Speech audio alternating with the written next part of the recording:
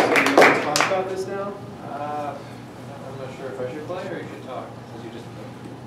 Why don't you talk? Why don't I just talk? Yeah. All right, so where to begin? So I am a real-time media artist. I both produce works that are oriented around the live performance and installation of interactive media, right? I also curate events and performances that are around, that sort of orient themselves around this practice. So as you can see here, I have a camera strapped to my head, and I have a wireless video game controller that I'm using to control my laptop. And so what's happening here is there is several layers of what's called feedback happening between the camera, myself, and the screen, creating kind of this cyclical pattern. It's basically multiple feedback loops. I'm adjusting the levels of those feedback loops with this controller. You notice sometimes it gets brighter, sometimes it gets darker, right? That's all being adjusted by the position of my body and the positions of my hands with these controllers, right? Additionally, the camera on my head also enables me to use my body as a controller to form a relationship with the screen. This piece is called Head Games, and it's about my relationship with a mediated surface. All of my work that I'm producing right now is about relationships, right? So the first piece of that series is Head Games, which is about my relationship with a mediated surface. And then, you know, the next several pieces will expand out to include, you know, 3 people, and then ultimately we're going to have a laptop orchestra of 9 people called Group Process 3. And that will have, you know, a bunch of people creating a feedback loop like this, but spread out between 9 computers in what's called a closed loop feedback system. So that's the short story. Does anyone have any questions about this? What led you in this direction opposed to maybe using a more traditional performance medium? Like, why go digital and use cameras and things? It's a good question. Well, so I was a jazz musician for about 20 years. And then, I grew up playing improvised music of different types. And, you know, gradually my taste in music became more and more bizarre as I got into more of the, you know, esoteric, avant-garde, experimental musicians of the 20th century and the 21st century. And around the time that I was sort of like, my taste was exceeding my ability to play, I was a drummer, right? So I'm listening to these drummers that are just doing these really incredible things. I discovered, my friend came back from college and he says to me, Eric, I found this thing called Max MSP. It lets you synthesize anything audible to the human ear and anything that you can display on a computer screen, and you can perform it. And I'm like, wow. So like, I could take all this stuff that I was always into as a kid with digital media and turn it into a musical instrument. That like totally blew my mind. So all of a sudden I can create my own instrument that lets me create the types of compositions that I wish I could play on the drums using the computer, which since I was a little kid has always been like sort of my primary site of creativity. You know, I was sort of doing, you know, graphics and animation from an early age.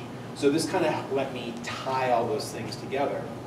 And then as I expanded my practice and learned more about where this comes from, you know, this is about a reaction to commercial media, right? If commercial media is telling us, you know, be asleep, buy things all the time, don't question anything, right? This is a reaction to that that says, hey, we can own this. This can be our own. We can tell the stories that we want to tell about ourselves, and these tools will help us become better people, right? That's like kind of the crux of experimental media. If you guys are doing that, if you're interested in that, that's where it comes from. This is the basic idea that our tools can help make us become better, more empathetic, and create a better society. So this practice, as I just started to learn more about that side of the history, sort of led me further into it, because then it addresses my other interests, which are about how do we exist with technology in society? Are our tools making us worse, or are we making our tools better? You know, like what is that feedback loop, right?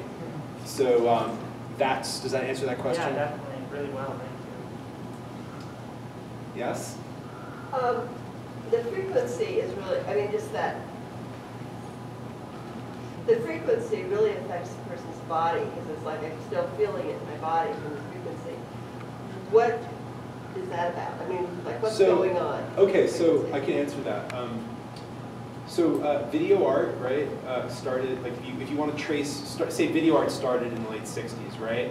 Televisions used to operate based on sound.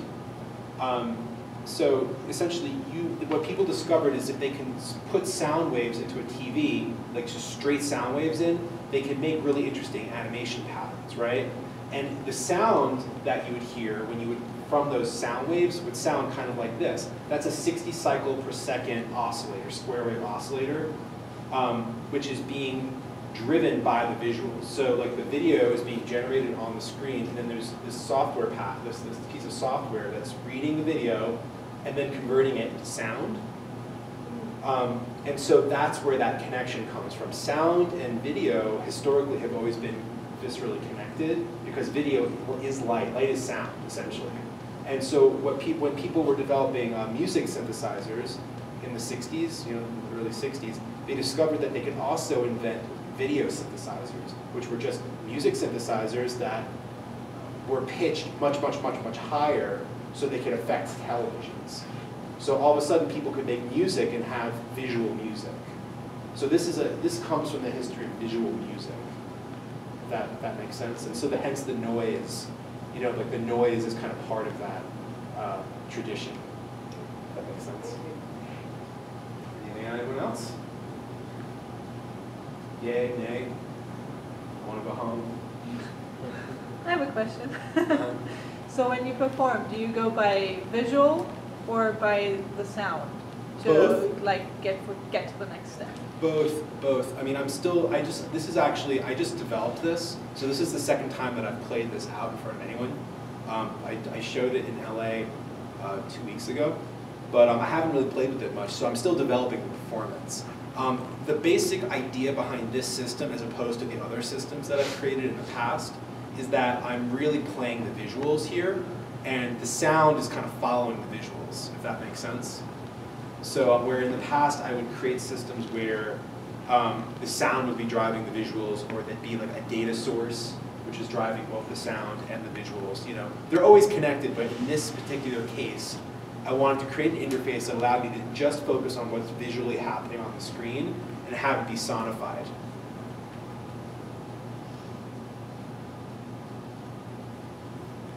All right. So, thank you, everyone. Thank you.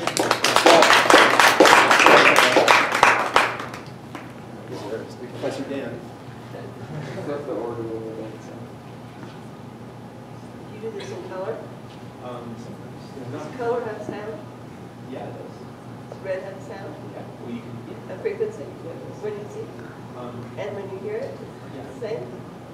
Yeah, it's not always the same. It depends on how you read your system. But, Yeah. yeah.